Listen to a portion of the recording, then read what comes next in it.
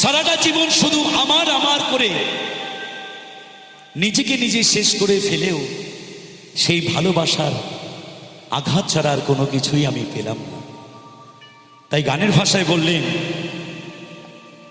অচেনা এক জংলার পাখি যতন কইরা বুকে রাখছি,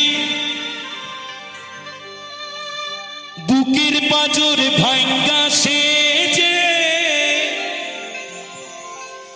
সাজায় অন্যের ঘরে,